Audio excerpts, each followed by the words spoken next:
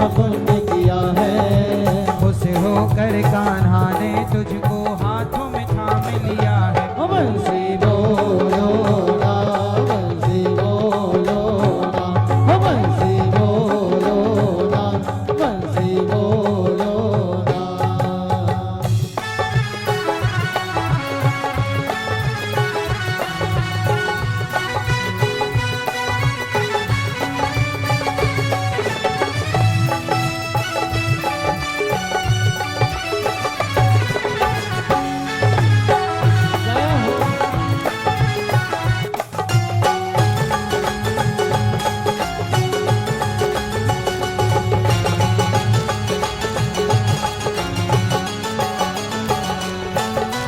सोने चांदी की होती तो क्या से क्या कर जाती, बांस की होकर के मुरली तो है इतना तड़पाती। निशान कर गल कर गले, निशान कर गल कर सदा, निशान कर गल कर गले, निशान कर गल कर सदा। सोने चांदी की होती तो क्या से क्या कर जाती, बांस की होकर के मुरली तो है इतना तड़पाती। सबको वश में करने वाली, सबको वश में करने वाली श्याम को वश में किया है। सबको वश में करने वाली शाम को वश में किया है। खुश होकर कान्हा ने हमको हाथों में थाम लिया है। बंसी बोलो ना, बंसी बोलो ना, बंसी बोलो ना, बंसी बोलो ना।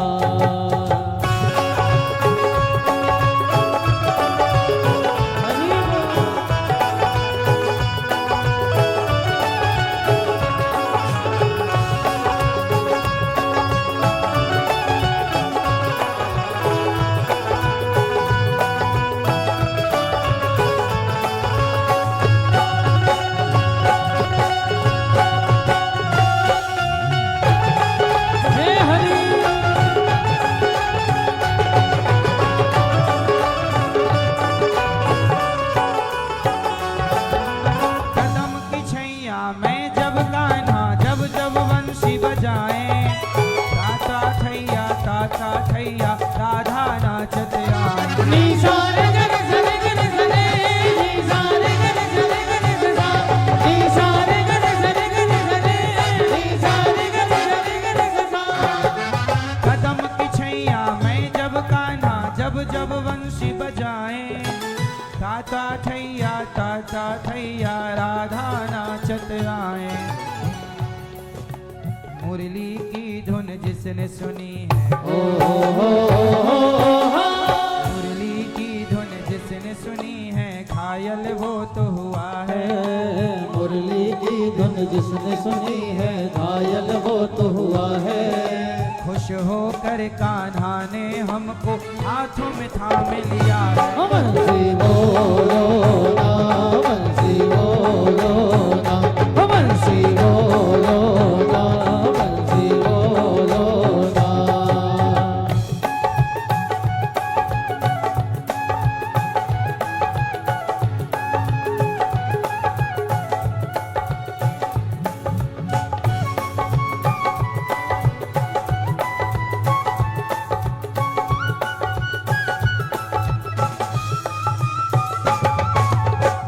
अब ऐ शाम तेरी वंशी पागल कर जाती है। शाम तेरी बंसी पागल कर जाती है। और मुस्कान तेरी मोहन घायल कर जाती है। मुस्कान तेरी मोहन घायल कर जाती है। और सुनो, सोने की होती तो क्या करती ये बंसी, सोने की होती तो क्या करती ये बंसी। सोने की होती तो क्या करती ये बंसी। सोने की होती तो क्या करती ये बंसी। जब बांस की हो करके, जब बांस की हो करके इतना तड़पाती है, जब बांस की हो करके इतना तड़पाती है, शाम तेरी बंसी पागल कर जाती है। और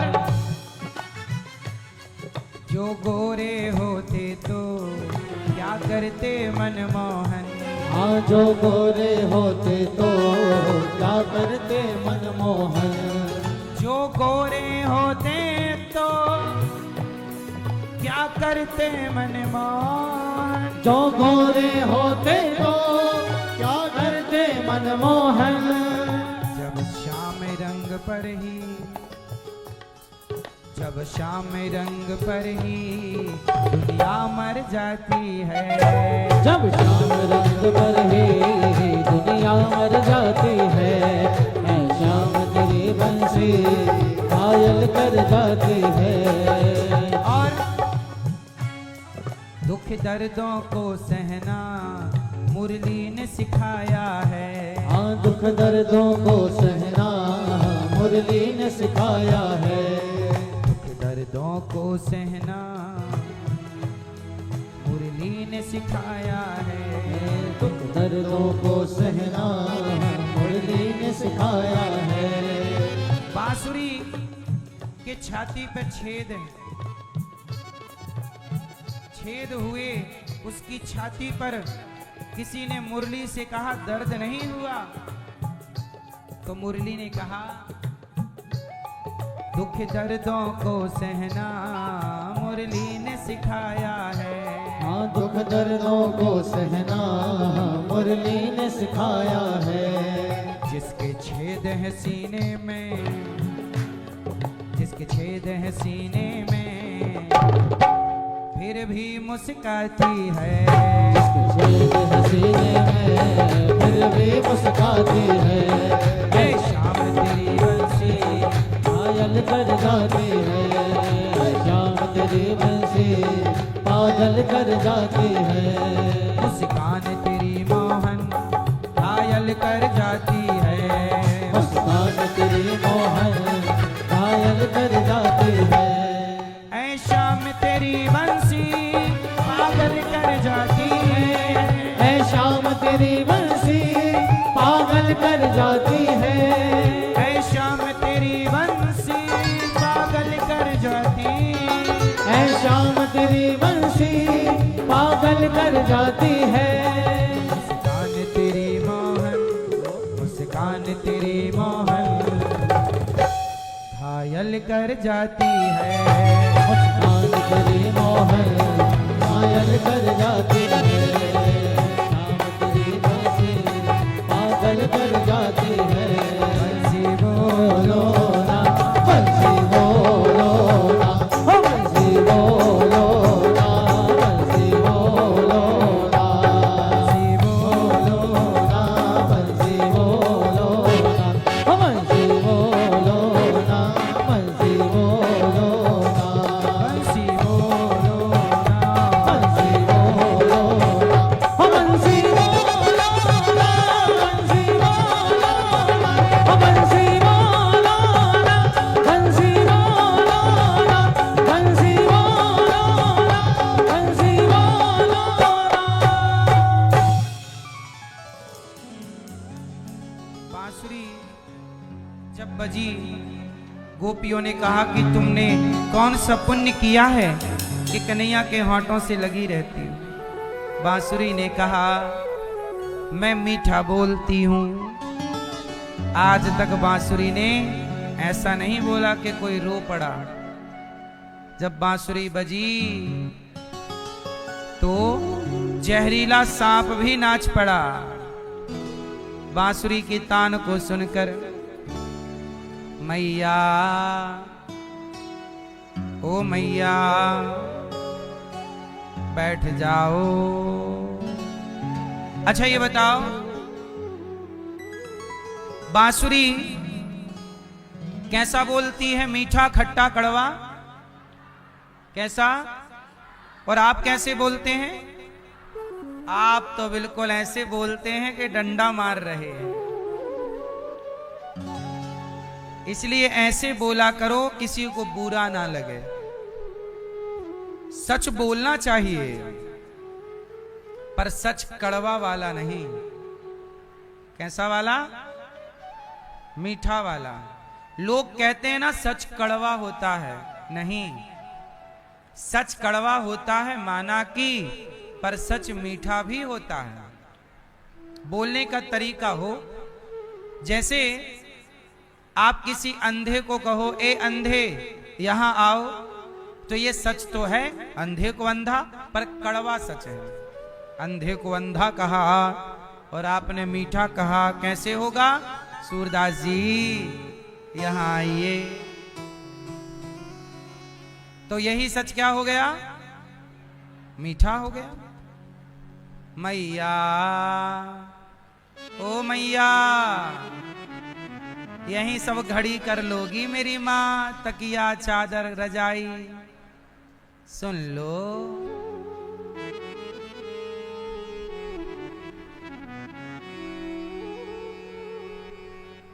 देखो देखो चल रही है वीडियो, हरी बहन की बन गई वीडियो। अब सुन लो कथा। बैठो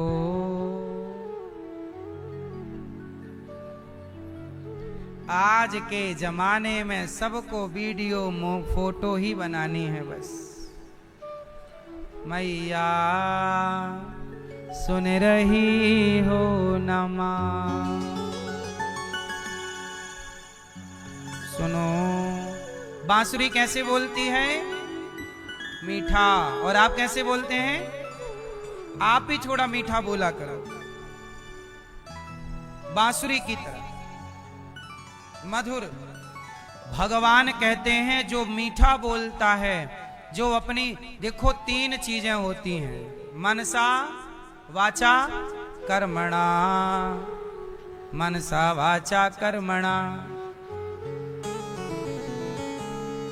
बोलो मनसा वाचा कर्मणा। तीनों का मतलब क्या है? मनसा मतलब मन से, वाचा मतलब वाणी से, कर्मणा मतलब कर्म से। मन से, वाणी, कर्म से किसी का दिल नहीं दुखाना चाहिए। किसी प्रकार से किसी का दिल ना दुखाओ। वाणी ऐसी ना बोलो कि दिल दुख जाए। सोचो किसी के बारे में ऐसा मत कि पाप लगे, ऐसा कार्य मत करो कि गलत हो। आज भगवान ने गोपियों से कहा कि बांसुरी की तरह जो मीठा बोलेगा, जिसकी वाणी में कंट्रोल है, मैं उसको अपने अधरों से लगाता हूं, अर्थात बांसुरी को अधरों से लगाए। इसलिए मैया मीठी वाणी बोल के मैंने, वाणी कैसी हो? कड़वा ना बोला करो, चुप रहा करो। शब्दों में बड़ी जान होती है। शब्द संभाल के बोलिए, शब्द के हाथ न पाव।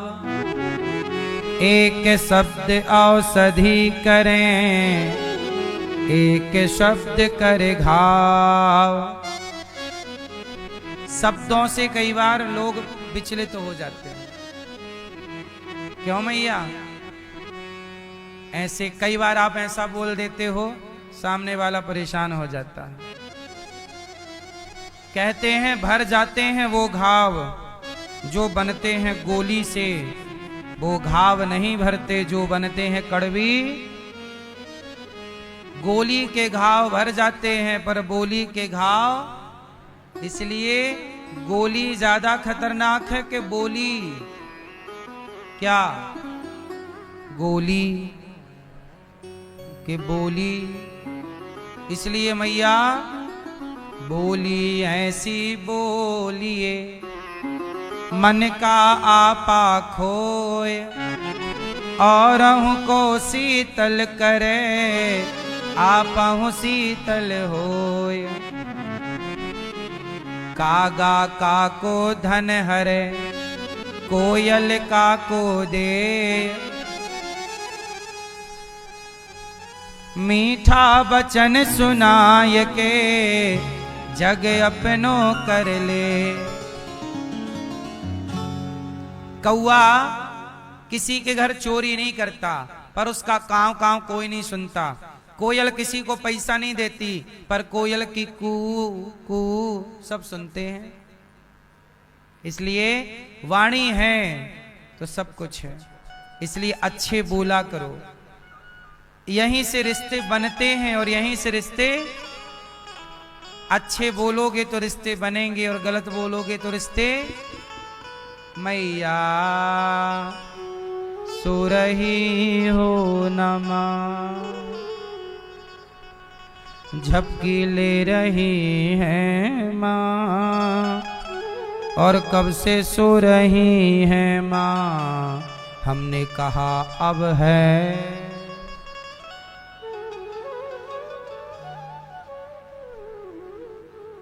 बात समझ में आई? आज भगवान ने गोपियों को बुलाया, आओ निशम्य गीतम तदिनंग वर्धनम ब्रजश्रियः कृष्ण गृहीत मानसा, आजग्मुरन्योन्यमलक्षितोद्यमा, सयत्र कांतो जविलोल कुंडला, दुहन्त्योभिययोः काश्चित् दोहं हित्वा समुत्सुका। आज भगवान ने गोपियों को बुलाया, बांसुरी बजा के रास रचाने का जी कर रहा है। भगवान पिता रात्रि शरद पूर्णिमा की रात आ गई, बांसुरी बजाई, गोपियां काम कर रही थी, कोई गाय दो रही थी, कोई आंखों में काजल लगा रही, कोई लिम्पंत्या, कोई लीप रही थी आंगन, कोई भोजन बना रही, कोई सास के पांव, कोई पति की सेवा कर रही। और जब कन्हैया ने बांसुरी बजाई तो गोपियां जिस काम को कर रही थी उस काम को वहीं स्थगित किया और दौड़ पड़ी भगवान से मिलने के लिए। गोपियां भगवान से मिलना चाहती हैं। क्यों? क्योंकि गोपियां भगवान से प्रेम करती हैं। इसलिए काम छोड़ दिया, क्योंकि काम तो कल भी हो जाएगा। काम तो आप कहते हो काम कर लें फिर कथा सुनेंगे, तो काम कभी पूरा ना होगा। कथा सुन लो, काम हो जाएगा। क्यों मैया? क्या काम ऐसा कोई दिन आएगा जब कोई काम ना हो? बोलो, कोई ना कोई काम है। एक आदमी समुद्र के किनारे बैठा, एक संत जी निकले। संत जी बोले, क्यों बैठा है? बोला कि मैं सोच रहा हूं कि ये समुद्र की लहरें बंद हों फिर मैं नहाऊं। संत जी बोले, पागल, ये समुद्र की लहरें कभी बंद ना होंगी, तुझे इन लहरों में घुसकर ही नहाना पड़ेगा। आप सोचते हैं ये काम हो जाए फिर कीर्तन करेंगे, कथा सुनेंगे, सत्संग करेंगे, लेकिन पता चलता है कि काम तो पूरे होते ही नहीं हैं। जैसे नहाना है तो लहरों में घुस के नहाना पड़ेगा, ऐसे काम के बीच में समय निकाल कर भगवत चर्चा सुननी पड़ेगी। जब तलक रहेगी जिंदगी, फुर्सत ना होगी काम से, कुछ समय ऐसा निकाल लो कि प्रेम कर लो श्याम से, राम से। समय होता नहीं है, निकालना पड़ता है। दादाजी आपके पास समय है कि नहीं? चश्मा वाले दादाजी, लाठी वाले दादाजी, आपके पास टाइम है कि नहीं? बिजी रहते हो घर पे? क्या काम करते हो? हैं? ताश खेलते हैं? हैं? अच्छा, बूढ़ों के पास भी आजकल टाइम नहीं है। क्यों है? बूढ़ों को क्या करना चाहिए? जल्दी सवेरे नींद खुल ही जाती है बुढ़ापे में, प्रभात फेरी निकालनी चाहिए, कीर्तन करना चाहिए, पूरे गांव की एक परिक्रमा लगा लो, प्रभात फेरियां बंद हो गई। बूढ़े बूढ़े सारे इकट्ठे हो जाओ, अपना एक्सपायरी डेट वाले, और अपना निकाल लो प्रभात फेरी।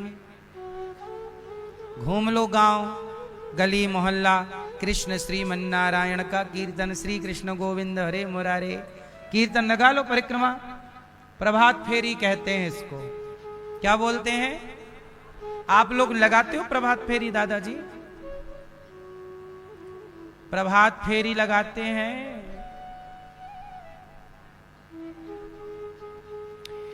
आवाज आ रही है आपको? कथा सुन रहे हैं? प्रभात फेरी लगाते हैं? प्रभात फेरी। अच्छा, घुटने जब सही थे सच बताओ तब लगाते थे? अभी देखो कैसे बहाने बना दिए, घुटने अच्छे नहीं, बेकार। जब अच्छे थे तब मानो रोज लगाते थे। बहाना बहाना 3 बार भोजन, भजन 1 बार, इसमें भी आते हैं विघ्न 1000।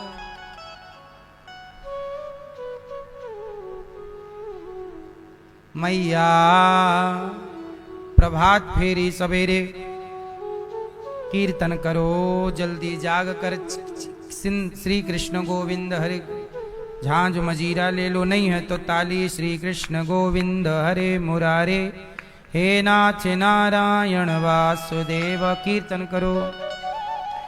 अब आजकल आप लोग क्या करते हैं? कलयुग में है ना, कलयुग में क्या है?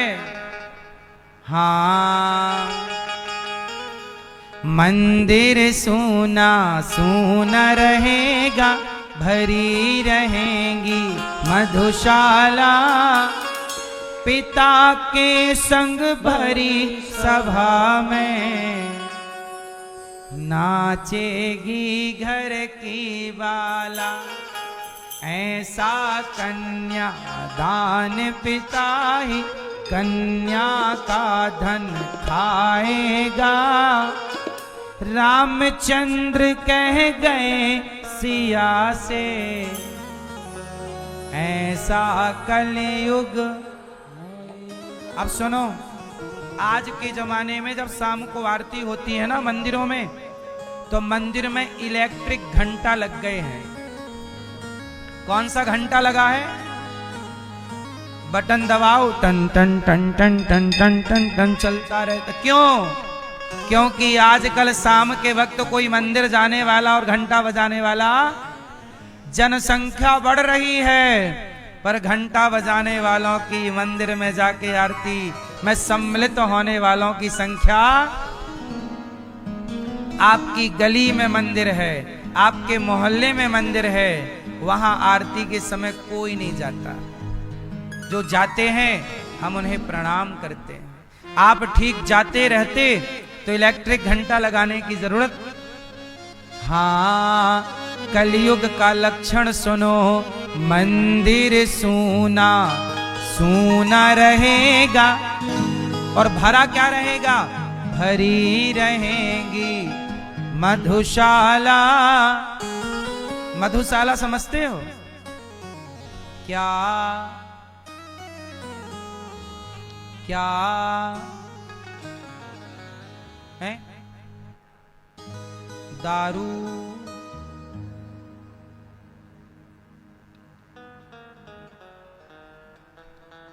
दारू वाला आया घर से दारू निकाल। दारू वाला नहीं आता, दारू, अब वो दारू निकाल के देता है। मंदिर सूना सूना रहेगा और भरी रहेंगी। शराब की दुकान में शाम को भीड़ लग जाती है और मंदिर में कोई नहीं है घंटा बजाने वाला। मंदिर सूना सूना रहेगा, भरी रहेंगी पिता के संग भरी सभा में। नाचेगी घर की बाला, ऐसा कन्या दान पिता ही कन्या का धन खाएगा। रामचंद्र कह गए सिया से, ऐसा कलयुग आएगा। सुनो सिया कलयुग में काला धन और काले मन होंगे। चोर उचक के नगर सेठ और प्रभु भक्त निर्धन होंगे। जो होगा लोभी और भोगी वह जोगी कहलाएगा। रामचंद्र कह गए सिया से, ऐसा कलयुग आएगा। मैया इसलिए भगवान के लिए काम जरूरी है, काम ना छोड़ो। पर काम बहुत जरूरी है, पर क्या भगवान से जरूरी है? जो आदमी, अच्छा सुना, मुर्दे को देखा आप लोगों के? नहीं, मुर्दा। अच्छा ये बताओ, मुर्दे को भी मरने के पहले काम था या नहीं? काम करने गया था और निपट गया। बोलो हाँ। मुर्दे को भी मरने से पहले ढेर काम थे के नहीं? बेचारे के पास मरने का भी टाइम नहीं था, लेकिन फिर भी मर गया। इसलिए कहता हूं मेरी मां, काम जरूरी है, बहुत जरूरी है। बेटा बेटी का ब्याह कर दो, बेटा बेटी अपने सेल्फ डिपेंड हो जाएं, फिर धीरे धीरे आप घर परिवार से धीरे धीरे मन हटाओ, भगवान में लगाओ। इसी से भलाई है, उलझे उलझे ना मर जाना, है ना। मुर्दा कितनी अच्छी सीख देता है। मुर्दा पड़ा है, किसी से कुछ नहीं कहता, चुपचाप पड़ा है। मानो वो मुर्दा ये कहता कि भाई क्यों इतना परेशान होते हो, देखो जैसे मैं सो गया तुम भी सो जाओगे। इसलिए शांति से सुकून से उस परमात्मा को याद जरूर कर लेना जिसने तुम्हें बोलने के चलने के लायक बनाया है। वरना देखो मैं तो पड़ा हूं, ना बोल सकता हूं ना चल सकता हूं। अच्छा, मुर्दे के ऊपर पैसे भी फेंके जाते हैं, आपके यहां फेंके जाते हैं कि नहीं? बोलो हाँ या ना। मैया फेंके जाते हैं आपके यहां मुर्दे के ऊपर पैसा? क्यों फेंके जाते हैं आप बताओ? हैं?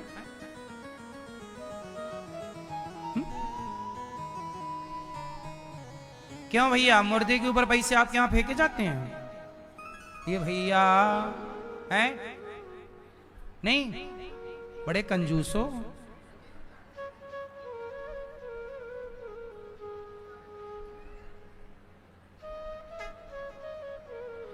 मुर्दे के ऊपर भी पैसे बरसाए जाते हैं। कितने लोगों के यहां ये परंपरा है? हाथ उठाओ।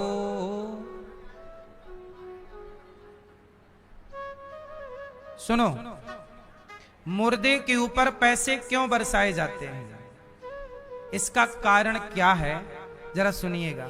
इसका कारण है कि मुर्दे के ऊपर पैसे बरसाकर जमाने को बताया जाता है, देखो जब तक ये जिंदा था पैसा पैसा करता, पैसे के लिए भाई से लड़ता, पैसे के लिए पत्नी से लड़ता, पैसे के लिए परिवार से पिता से लड़ता।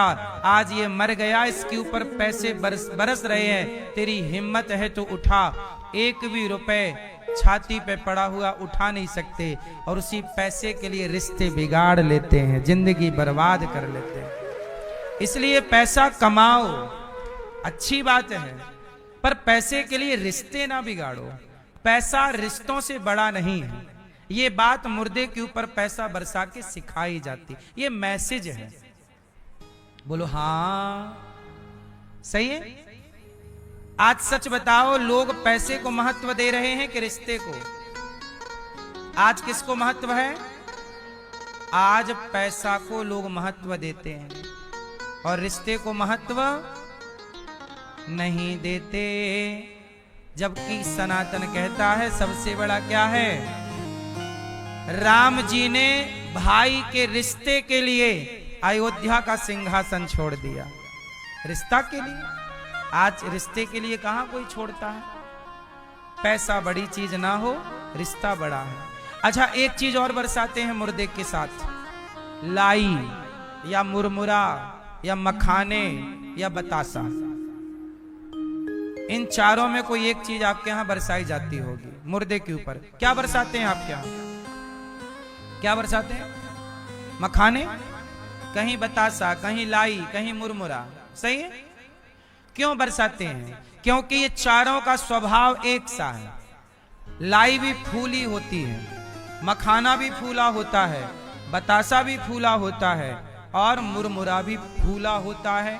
और ये जो मुर्दा पड़ा है ये भी जब तक जिंदा था तो फूला फूला घूमता था, मैं ये मैं वो, मुझे नहीं जानते मैं।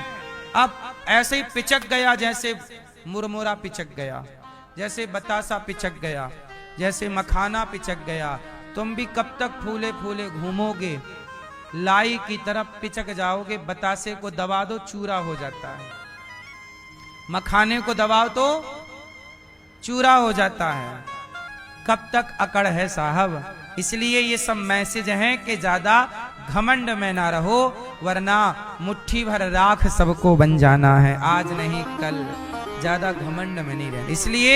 इसलिए जो समय है अच्छे कामों में लगाओ और प्रेम से भगवान का चिंतन करो, भगवान की खूब सेवा करो, नाम जपो, काम करो, पैसे कमाओ, भगवान को याद रखो। अच्छा, एक बात बताओ, कर्म बड़ा है कि धर्म बड़ा? कर्म ही पूजा है, ऐसा लोगों से आपने सुना होगा। बताओ आप लोग किसे बड़ा मानते हैं? भाई आप कर्म कि धर्म, क्या बड़ा मानते हैं? सब चुप रहो, हम जिनसे पूछेंगे वो जवाब देंगे। भैया बताओ आप किसे बड़ा मानते हैं? कर्म धर्म में चुनना है। बड़ा किसे मानते हैं? कर्म बड़ा या धर्म बड़ा? क्या बड़ा? धर्म बड़ा। चश्मा वाले भैया, आप किसे बड़ा मानते हैं? कर्म बड़ा कि धर्म बड़ा आपके लिए? और भैया बगल वाले, कर्म। ये भैया पीछे वाले बताएंगे, भगवा शर्ट वाले, कुर्ता वाले। आपके हिसाब से क्या बड़ा, कर्म कि धर्म? जोर से बगल वाले, मूछ वाले भैया, क्या? कर्म। दादाजी बताएंगे हमारे। बताओ क्या बड़ा? कर्म। बगल वाले दादाजी कुर्ता वाले, क्या बड़ा? कर्म बड़ा। कर्म कह रहे हैं, कर्म बड़ा। पीली मैया, क्या बड़ा? कर्म। मैया क्या बड़ा? एक बोल दो, मैया। जितनी देर में हंसी इतनी बार में तो 4 बार भूल जाता। आप बताओ क्या बड़ा? कर्म। मूछ वाले दाढ़ी वाले भैया हैं, चश्मा वाले। चलो अब ध्यान से सुनो,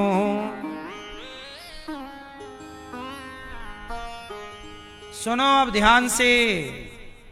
कर्म बड़ा, कुछ कह रहे हैं कर्म बड़ा, कुछ कह रहे हैं धर्म बड़ा। अब निर्णय कर लें निर्णय। सुनो, कर्म बड़ा कि धर्म बड़ा? तो कर्म को कुछ लोगों ने कहा बड़ा है। तो सुनो, कर्म तो कसाई भी कर रहा है, दिन भर गाय बकरा काटता है। तो क्या कसाई का कर्म बड़ा है? चोर चोरी कर रहा है, वो कहता है मेरा यही कर्म है। तो क्या चोर का चोरी करना कर्म बड़ा है? रावण भी सीता मैया को चुरा के लाया, वो भी तो कर्म किया ही था। बोलो, अब बोल।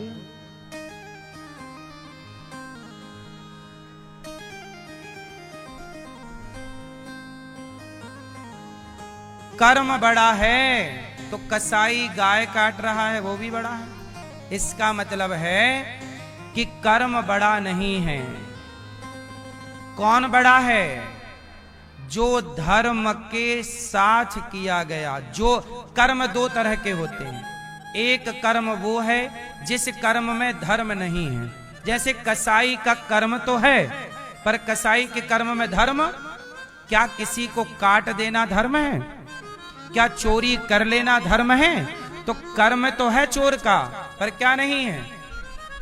उसके कर्म में धर्म नहीं है। अच्छा, राम के कर्म में धर्म था कि नहीं? राम का हर कर्म किससे डूबा था? धर्म से। इसलिए कर्म श्रेष्ठ तब बनेगा जब धर्म युक्त कर्म किया जाए। यदि आपके कर्म में धर्म नहीं है तो आपका कर्म बड़ा नहीं हो सकता। इसलिए केवल ये कह देना कि कर्म ही पूजा है, कर्म ही बड़ा है, ये ज्ञान ट्रकों के पीछे लिखा रहता है। कर्म ही पूजा है। कर्म पूजा उनके लिए है जो आधा ज्ञान रखते हैं। कर्म बड़ा वो कहते हैं जिनके पास ज्ञान है पर आधा है। पूरा ज्ञान ये है कि वह कर्म श्रेष्ठ है जिस कर्म में क्या हो? क्या रावण का सीता मां को चुराना ये कर्म, क्या ये धर्म था? उत्तर दो। इसलिए भैया कौन सा कर्म श्रेष्ठ होगा? जिस कर्म में धर्म युक्त कर्म करोगे तो वो कर्म आपको पुण्य देगा। यदि धर्महीन कर्म कर दिए तो वह कर्म आपको पापी बना देगा। कर्म से पापी होता है और कर्म से पुण्यात्मा होता है। यदि आपके कर्म में धर्म है तो आपका वह कर्म आपको पुण्य देगा, क्योंकि धर्म युक्त कर्म है। और धर्म को हटा के कर्म करोगे तो वही कर्म आपको पापी बना देगा। इसलिए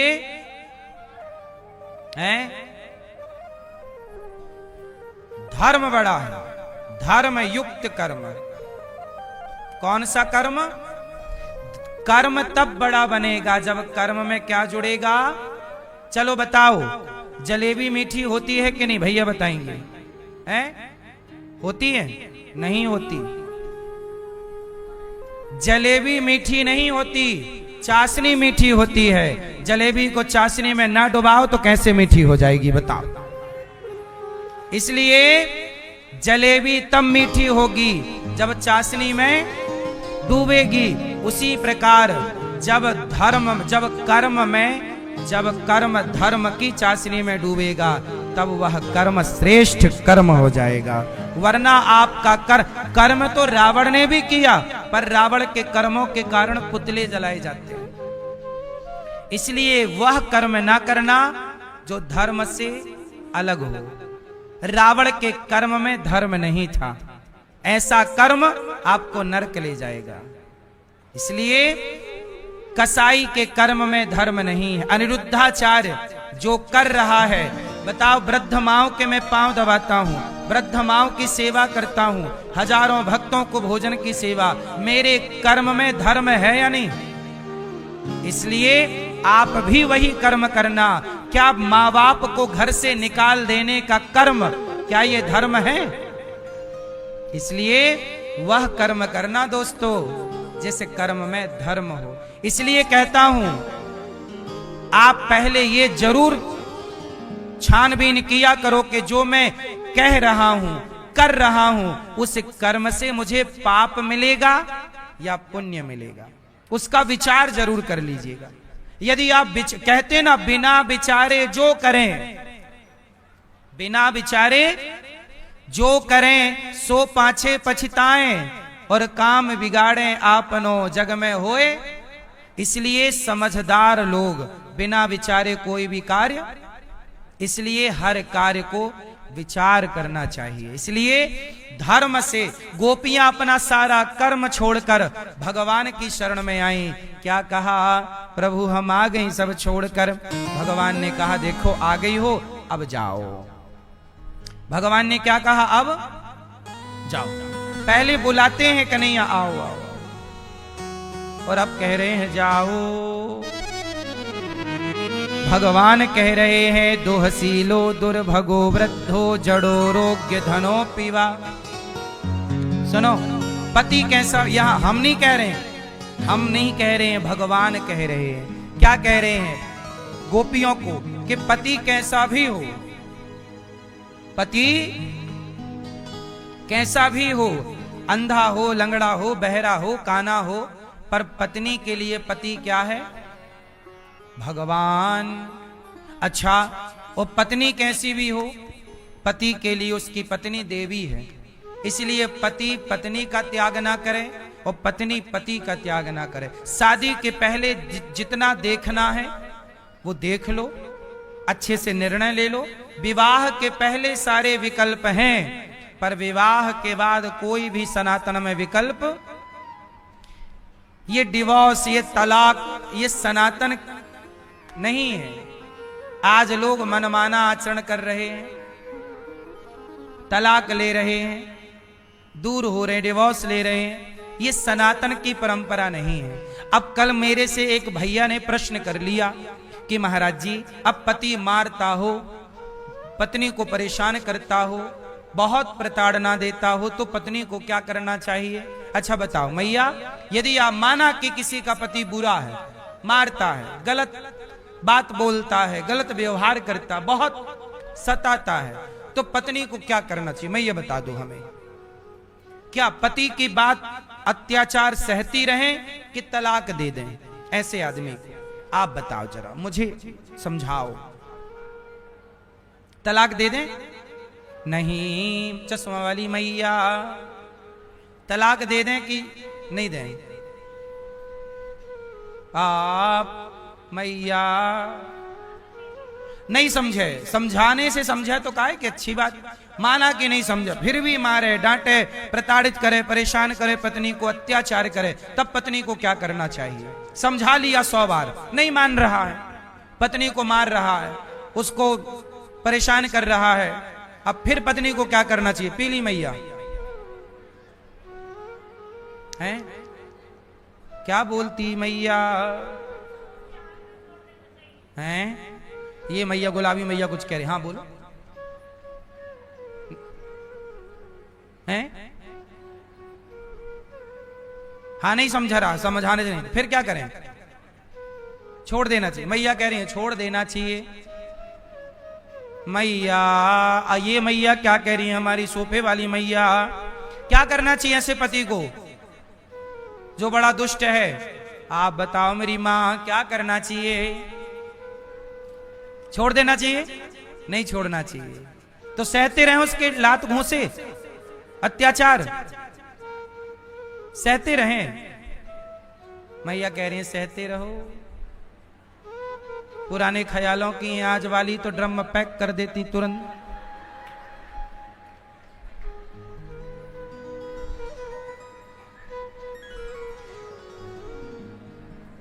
कौन बताइए? मैया बताएंगे, हमारी लाल मैया, सोफे में सबसे बुजुर्ग मैया हमारी यही दिख रही हैं यहाँ। ये मैया, मैया क्या करना चाहिए ऐसे आदमी को जो अत्याचारी हो, दुष्ट हो, पत्नी को सता रहा है, मार रहा है, डांट रहा है, और समझाए पे समझ नहीं रहा है? मैया बताएंगी, निर्णय दो, बूढ़ों का निर्णय भगवान का होगा। मैया बताओ क्या करना चाहिए? ऐसे आदमी को तलाक दे दें कि ना दें?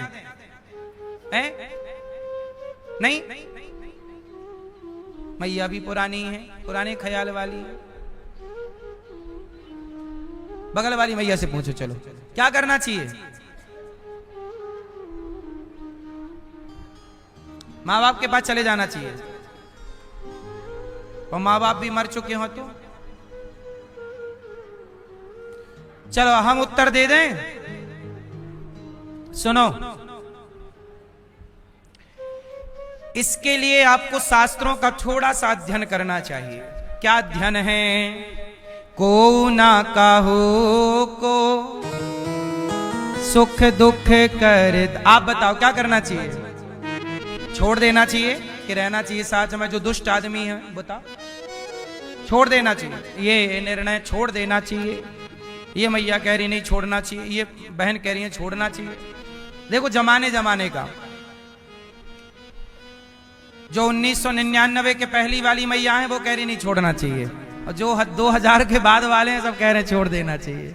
सदी बदल गई तो विचारधारा बदल गई। 1999 तक अलग विचारधारा थी, 2000 से अलग विचारधारा। क्या बोलती तू? अब हम सुना रहे हैं, सुनो। आप लोगों ने अपना निर्णय दे दिया, अब दास अनिरुद्ध की बात सुनो। मैं अपनी बात बोल ही नहीं रहा हूं, मैं अपनी नहीं बोल रहा हूं, शास्त्र क्या कह रहे हैं पक्ष सुनो। शास्त्र कहते हैं को ना काहू को सुख दुख कर दाता, निज कृत कर्म भोग सब भ्राता। को ना कहो को सुख दुख कर दा। भैया पुरुषों से भी पूछ लें, महिलाओं से पूछा, पुरुषों से नहीं पूछे। भैया क्या करना चाहिए? पति बहुत मार रहा है पत्नी को, क्या करें? तलाक दे दें कि ना दें? हैं?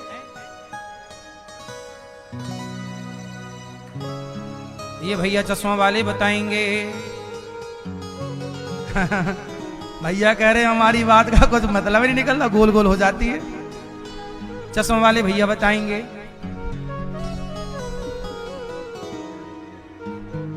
सुनो, आओ क्लियर करते हैं, बहुत ध्यान से सुनिएगा। शास्त्र क्या कहते हैं? शास्त्र कहते हैं, ये भगवान यहां लिखा है, दुःशीलो दुर्भगो वृद्धो जड़ो रोग्य धनो पिवा। पति कैसा भी हो। अच्छा एक बात बताओ, क्या सीता मैया को पता था कि मुझे वनवास जाना पड़ेगा?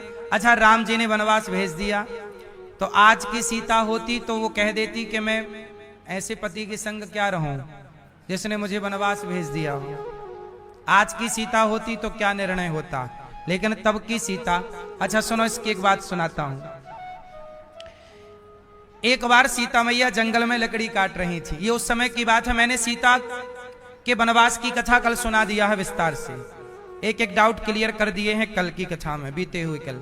सीता मैया एक दिन जंगल में गई तो वहां वन देवी मिल गई, एक देवी मिल गई। तो उन देवी ने, ये बात वाल्मीकि रामायण में लिखी है, ध्यान से सुनिएगा।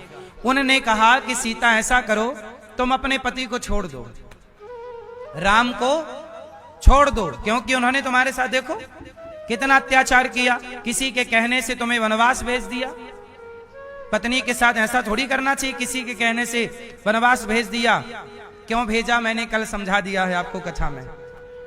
आज एक देवी सीता मां से कह रही हैं कि तुम अपने पति का त्याग कर दो, और ऐसा पति अब तुम्हें कभी नहीं मांगना भगवान से। तब सीता मैया उन देवी की बात सुन के रोने लग गईं। कहा देवी क्यों रो रही हो?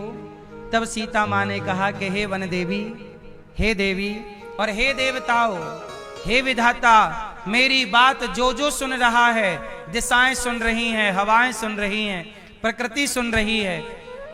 हे दिक्पालो, हे देवताओं, हे विधाता, मेरी बात जो जो सुन रहा है, आप मेरी बात के साक्षी बनो और जो मैं कह रही हूं ध्यान से सुनो।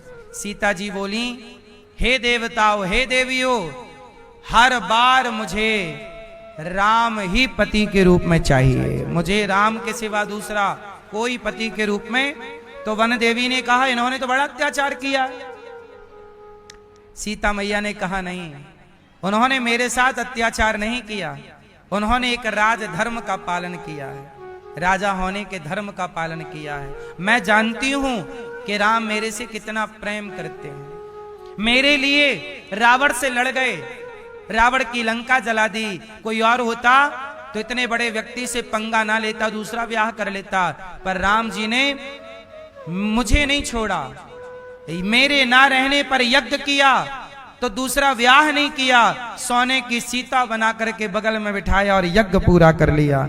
ऐसे पति राम को मैं प्रणाम करती हूं। इसका मतलब यह है, तो वन देवी ने कहा कि तुम्हें फिर इतना दुख मिल रहा है, तुम देखो ना लकड़ी काट रही हो, जंगल में हो, राजकुमारी हो, महारानी हो, इतना कष्ट पा रही हो, पति ने इतना कष्ट दिया। तब सीता मैया ने कहा नहीं, ये कष्ट मुझे राम ने नहीं दिया, ये मेरे भाग्य का है, ये मेरे।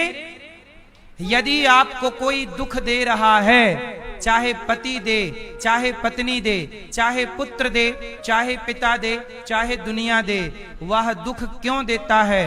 मेरा अपना ही कोई कर्म होता है। जैसे भीष्म पितामह को बाणों की सैया मिली, तो भीष्म पितामह को इतना कष्ट हुआ क्योंकि भीष्म पितामह ने एक सांप को कांटों के ढेर में फेंक दिया था, और सांप को कांटों के ढेर में फेंका तो कांटे चुभ गए और सांप मर गया। तो भीष्म पितामह को भी बाणों की सैया में लेटना पड़ा।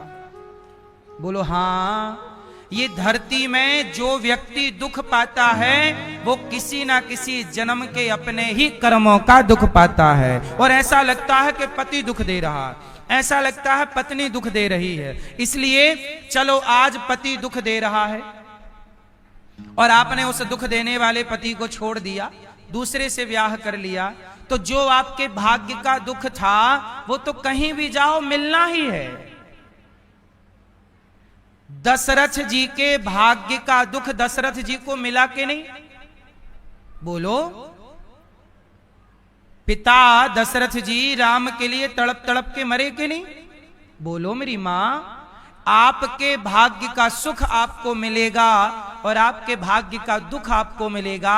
आप कहीं भी जाओ भाग कर, ईश्वर की अदालत से कहां भागोगे? सीता मैया बोली कि ये जो मैं दुख उठा रही हूं ये मेरा ही दुख है। सीता मैया से गलती हो गई थी बचपन में, कहो तो सुना दूं गलती, जिसकी सजा सीता मैया को वनवास जाके पूरा करना पड़ा। कहो तो सुनाए, सुनाऊं? सीता मैया ने बचपन में गलती कर दी। क्या? एक बार क्या हुआ, सीता मैया एक बगीचे में खेलने के लिए गई, वहां पे एक तोती और तोता बैठे।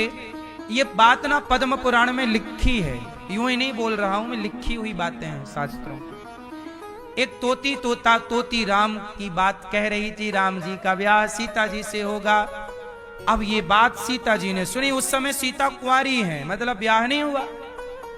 सीता जी गई और तोती को पकड़ करके ले आई। अब तोती चिल्ला रही है, सीता छोड़ दो छोड़ दो। पिंजरे में बंद कर दिया।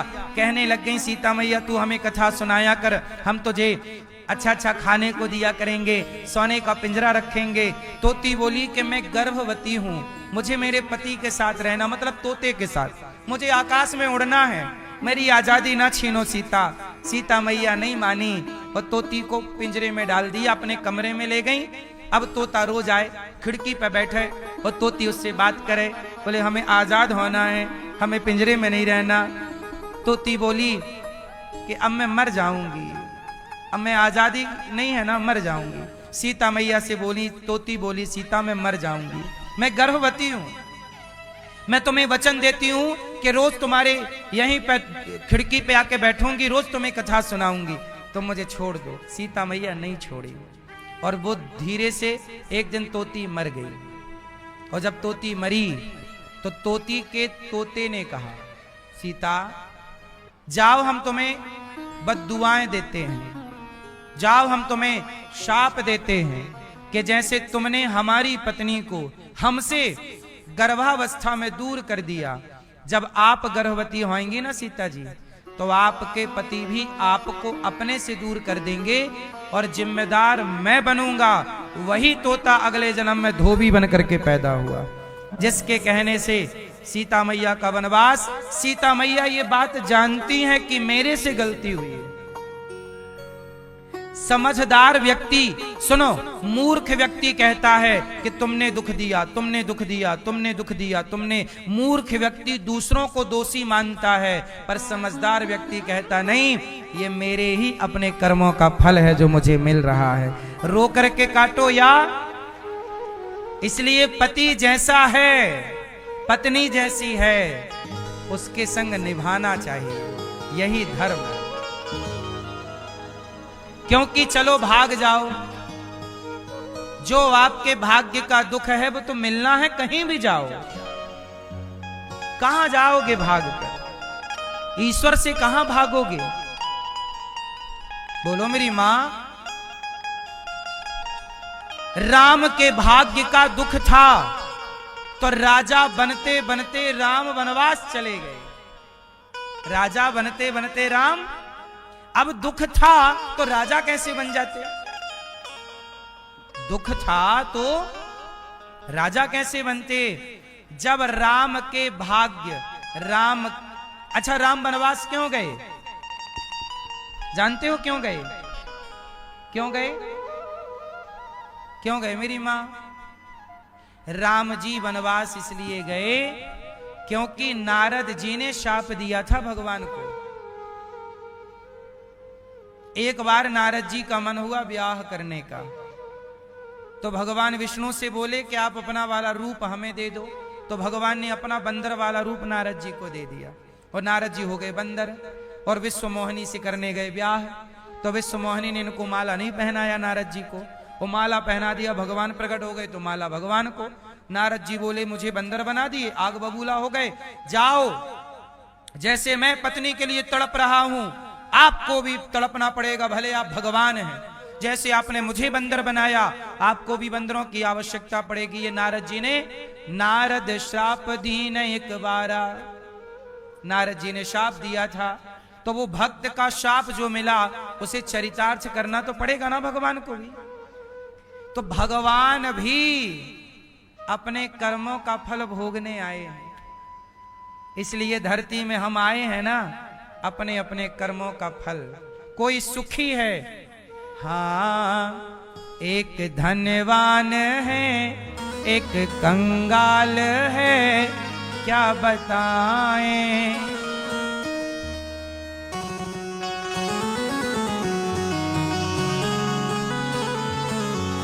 एक धनवान है, एक कंगाल है, क्या बताएं।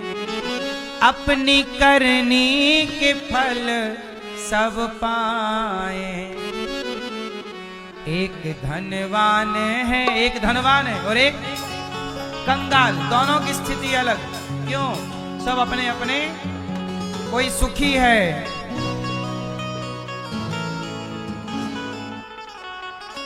एक महलों में रहती है रानी, एक कुटिया की कहती कहानी। एक महलों में रानी है और उसी महलों में रानी की दासी है जो झाड़ू देती फिरे, पोंछा देती फिरे, क्या बताएं। एक रानी है और एक झाड़ू पोंछा कर रही है। ये सब अपने अपने, झाड़ू देती फिरे, पोंछा देती फिरे, क्या बताएं। अपने कर्मों का फल सब पाएं।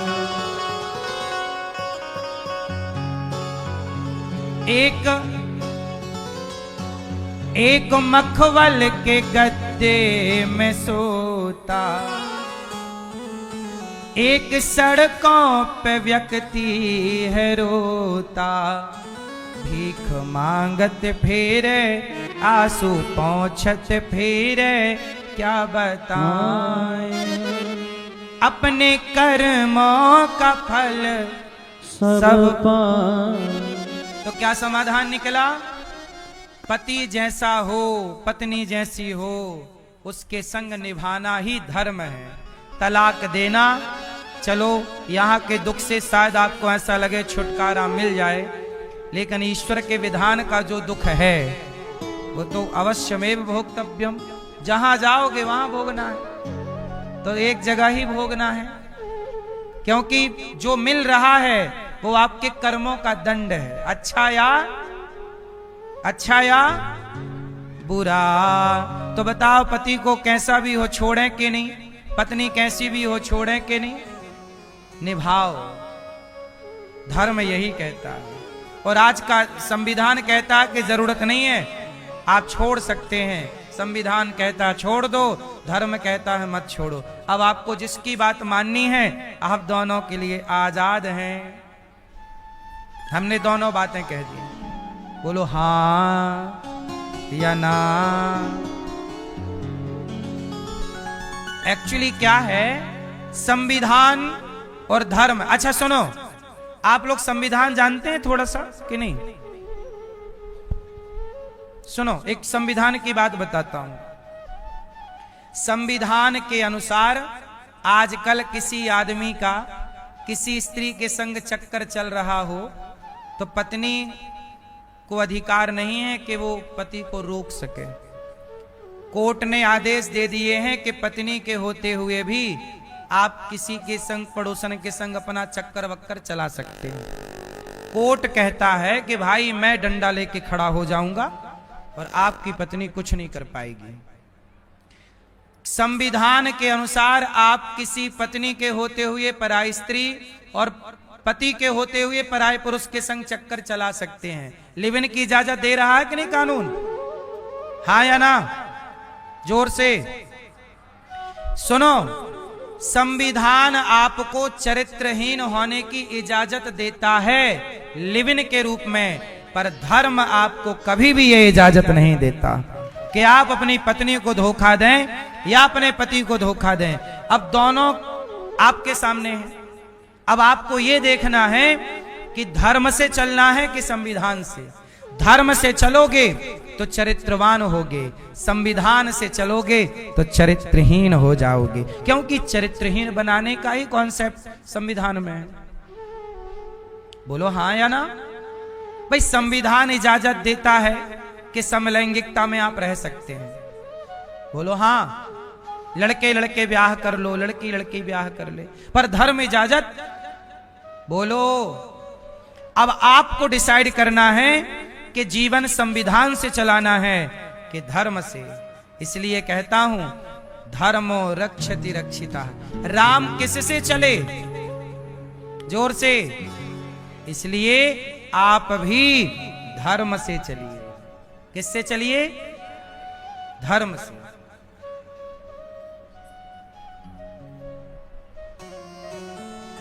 भगवान ने कहा पति कैसा भी हो जाओ सेवा करो। गोपियों ने कहा हमारे पति तो आप हैं। गोपियों के संग भगवान रास रचाने लग गए। अच्छा बताओ सबके पति कौन हैं? मैया सबके पति कौन हैं? कौन? तुम हो एक अगोचर सबके प्राण पति। सबके पति भगवान।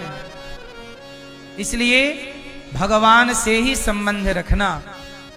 गोपियों ने भगवान के संग दिव्य रास रचाए। अच्छा ये रास का मतलब क्या है? तुम करो तो रास लीला, हम करें तो कैरेक्टर ढीला। क्यों भैया? रास का मतलब क्या है? रास का मतलब कैरेक्टर ढीला से है या नहीं? रास का कैरेक्टर ढीला से, रास लीला का लेना देना कैरेक्टर ढीला से है या नहीं? जोर से, जोर से है। रास लीला क्या है? अरे जीवात्मा और परमात्मा का मिलन, भक्त और भगवान के मिलन का नाम रास है। उस रास में शंकर जी भी आए पर गोपी बन करके आए। गोपी मतलब स्त्री नहीं, गोपी एक भाव है जिसने अपने सारी इच्छाओं को समाप्त करके प्रभु को पाने की एक इच्छा जिसकी बची हो, जो भगवान के सिवा किसी को ना चाहता हो या चाहती हो, वो गोपी की श्रेणी में आती है या आता है। तो गोपियां भगवान से मिल रही हैं और भगवान जितनी गोपियां उतने कृष्ण बन करके उन गोपियों के संग रास रचा रहे। और बॉलीवुड कह रहा कि ये रास लीला मतलब कैरेक्टर ढीला। भगवान कृष्ण की लीला को कैरेक्टर ढीला से बॉलीवुड जोड़ता है। और आप लोग ने हंस करके मजाक उड़ा दिया। किसका मजाक उड़ाते हो? हंसते हो ना? किस पे हंसते हो? भगवान पर। इसलिए आप लोगों के अंदर ये ठूंस दिया बॉलीवुड ने कि रासलीला मतलब कैरेक्टर ढीला। आप लोग कहीं भी बात करते हो, तुम करो तो रासलीला, हम करें तो कैरेक्टर ढीला। ये सेंटेंस गलत है। कहीं को कहीं से नहीं जोड़ देना चाहिए। रासलीला एक भक्त और भगवान की पवित्र लीला है और कैरेक्टर ढीला तो ढीला है जिसका है। तो ढीला वाले लीला से क्या जोड़ रहे हैं अपने आप को? वो लीला है, ये ढीला है, वो भगवान है, वो परमात्मा है, तुम भोग विलासी हो। अब तुम अपने आप को भगवान से क्यों जोड़ रहे हो? भगवान सुनो, इंसान इंसान है, भगवान भगवान। क्या इंसानों की बराबरी भगवान से हो सकती है? उत्तर दो। ईश्वर सिंधु है, हम बिंदु हैं। वो परमात्मा सर्वशक्तिमान है, हम अल्प हैं। इसलिए रासलीला का मतलब है, रासलीला किसे कहते हैं? गोपियों के संग रास हुआ। रास मतलब क्या हुआ? जितनी गोपियां उतने। अच्छा, जब रास रचाए भगवान, तब भगवान की उम्र क्या थी? जब कृष्ण गोपियों के संग रास रचाए, तब भगवान कृष्ण की आयु क्या थी?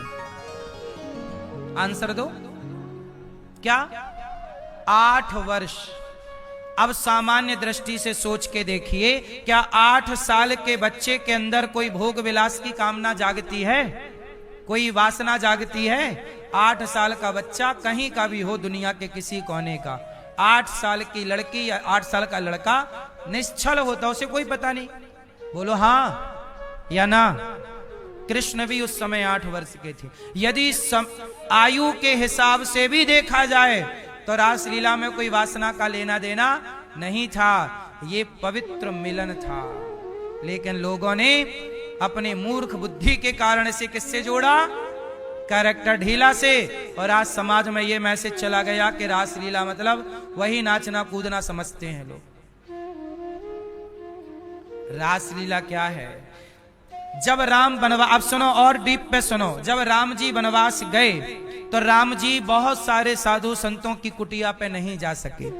तब संतों ने कहा, प्रभु आप उनके यहां गए, हमारे क्या हमारी भक्ति में कोई कमी है? क्या हमारे त्याग तपस्या में कोई कमी है?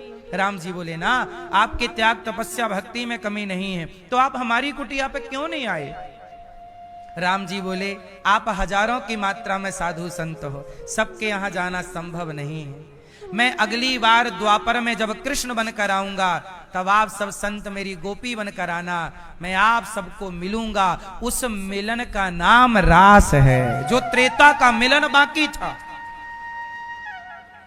गोपियां कौन है? वेद की ऋचाएं हैं, जन्म जन्म के साधु संत हैं, तपस्वी हैं। कोई हमारी और आपकी तरह भोगी विलासी कोई स्त्री या पुरुष थोड़ी है। अरे जरा सोचो ना, कामदेव को जला देने वाले शंकर जी उस रास में आए कि नहीं?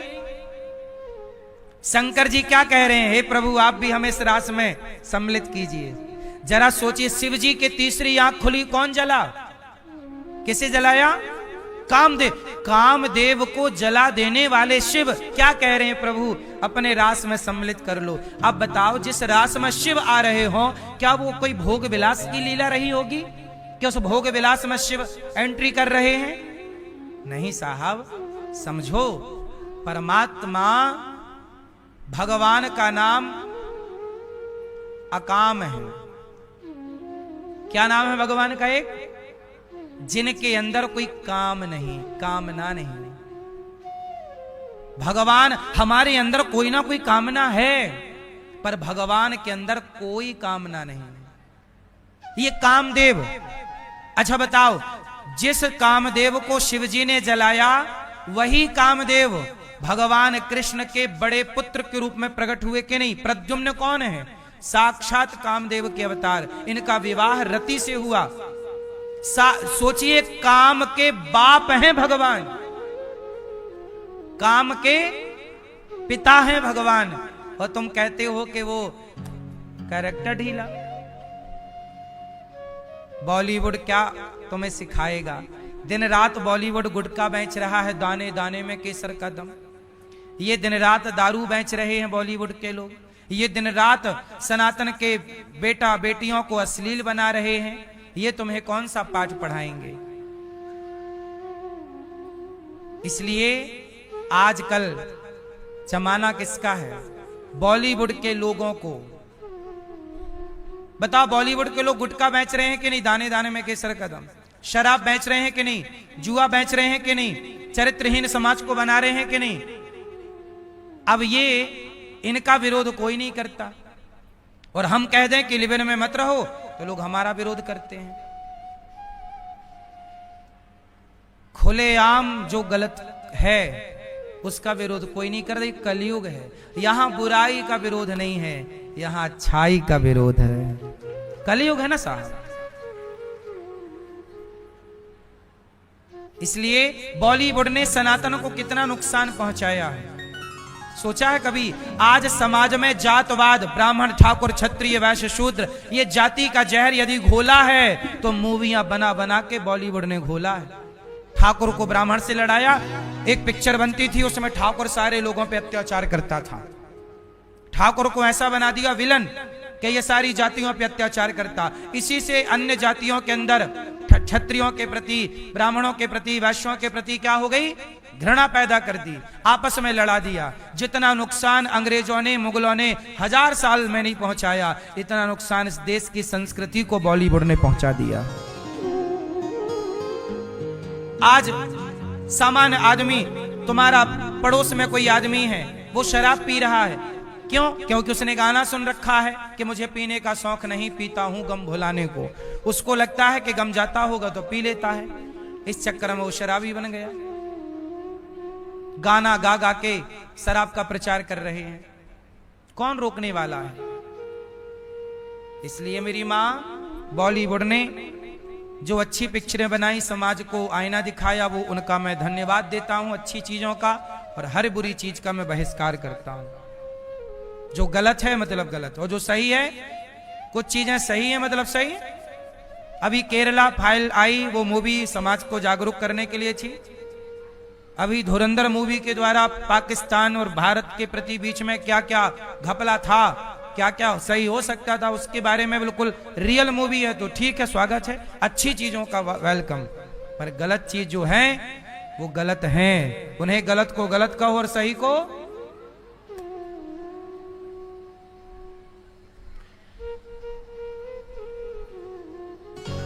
बलात्कार करना किसने सिखाया? बॉलीवुड ने। गाने बने, तू हां कर या ना कर, तू है मेरी किरण, चाहे तू हां कर या ना कर, मैं तो तुझे पकड़ूंगा। उसके हां ना से कोई मतलब नहीं है। ये बताओ, ये मूर्खता है या नहीं? क्यों भैया? आपकी बेटी ना कर रही है, नहीं नहीं मैं तेरे संग नहीं चलूंगी, नहीं तू ना कर भले, तू हां कर भले, मैं तो पकड़ूंगा तुझे। ये कोई बात हुई? बोलो भाई, घुस रहा है कुछ के नहीं घुस रहा है? नहीं घुस रहा है। ये बॉलीवुड ने बलात्कार करना सिखाया। पुरानी मूवियों में देखना बलात्कार के सीन होते थे, बोलो हाँ। उनको देख देख के टपोरी भी सोचा कैसे मैं भी करूं, उसने भी चालू कर दिया। क्या जरूरत थी इन सीनों की? बलात्कार होते हुए क्यों दिखाना है? वही चीजें समाज ने ग्रहण कर ली। याद रखना, दुनिया अच्छाई ग्रहण कम करती है, बुराई जल्दी और ज्यादा ग्रहण करती है। इसलिए बुराई को दूर रखना चाहिए समाज से, अच्छाई को परोसते रहना चाहिए। आगे आप समझदार होंगे। भगवान ने गोपियों के संग दिव्य रास रचा करके गोपियों को आह्लादित किया। गोपियों के संग भगवान रास से अंतर्धान हो गए, अभिमान आ गया कि मैं बड़ी सुंदर हूं। तब गोपियों ने गोपी गीत गाया, और जब गोपी गीत गाई, जयति तेदिकम जन्मना प्रजा, तब भगवान गोपियों के मध्य में प्रकट हुए और दिव्य महारास रचाकर गोपियों को आनंदित किया। इसके बाद सुदर्शन शंखचूड़ नाम के दैत्य पर कृपा की, अरिष्टासुर पर कृपा की, केसी व्योमासुर को मारा। अक्रूर जी लेने आए भगवान को लेकर के वृंदावन से। भगवान मथुरा गए 10.5 साल की आयु में। गोपियां रोने लगी, आपके बिना कैसे रहेंगे? भगवान बोले 2 दिन में मैं आ जाऊंगा, कह करके चले गए। मथुरा गए तो मथुरा में भगवान ने धोबी पर कृपा की, सुदामा नाम के माली दर्जी पर कृपा की। कुब्जा चंदन लेके जा रही थी, भगवान बोले सुंदरी हमें लगा दो। कुब्जा ने भगवान को चंदन लगाया। भगवान ने कहा तुमने हमें चंदन दिया है, अब हम भी तुम्हें कुछ देंगे। बोले तुम कुरूपणी हो, तुम रूपवान नहीं हो, कुबड़ निकली है, तुमने हमें चंदन लगा के सुंदर बनाया, हम भी तुम्हें सुंदर बनाएंगे। और उस कुब्जा की कुबड़ ठीक कर दी। कुरूपवान कुब्जा पर को भगवान ने स्वरूपवान कुब्जा बना दिया। बोलिए भक्त वत्सल भगवान की जय। अच्छा एक बात बताओ, भगवान इतना सा लेते हैं, सुदामा जी से कितना लिया भगवान ने? 1 मुट्ठी। और इतना सा लेकर इतना दिया कि नहीं? जोर से। इसका मतलब है कि भगवान की लेनगी इतनी है और देनगी, इसलिए कहता हूं आप अपनी हैसियत से दो, भगवान अपनी हैसियत से देंगे। इसलिए कहता हूं देना शुरू कीजिए। गौरी गोपाल आश्रम में हमारी वृद्ध माएं रहती हैं, 315 वृद्ध माएं। दूर दूर से लोग दर्शन करने आते हैं, सब माओं को देखने आते हैं, यहाँ की सेवाएं, यहाँ के मैनेजमेंट, यहाँ की व्यवस्थाओं को देखने आते हैं। आपसे मेरी इतनी सी विनती है कि जो गौरी गोपाल आश्रम में वृद्ध माएं रहती हैं, आप भी इन माओं का सहारा जरूर बने और आप भी इन बेसहारा माओं को रोटी दें कि आज का भोजन आप कराएंगे। बच्चों ने तो घर से निकाल दिया, बच्चों ने तो रोटी देनी बंद कर दी। मर जाती हैं जो माएं, मृत्यु हो जाती है जिन माओं की, उनको आग देने तक बेटे नहीं आते, कंधा देने नहीं आते। तो जो मरने के बाद आग ना दे वो जीते जी रोटी क्या देगा। ऐसी माओं को जिनको अपनों का सहारा ना मिला, आप जरूर इन माओं के बेटा बेटी बनकर इन माओं को अन्नदान कीजिए। आज का भोजन माओं को आप बंटवाइए, आप इन माओं को गले लगाइए। आज का भोजन माओं को आप दीजिए, नाश्ता आप दीजिए। आप योग्य हैं नाश्ता देने के कि आज 300 माओं को हम अपनी ओर से नाश्ता देंगे। रात्रि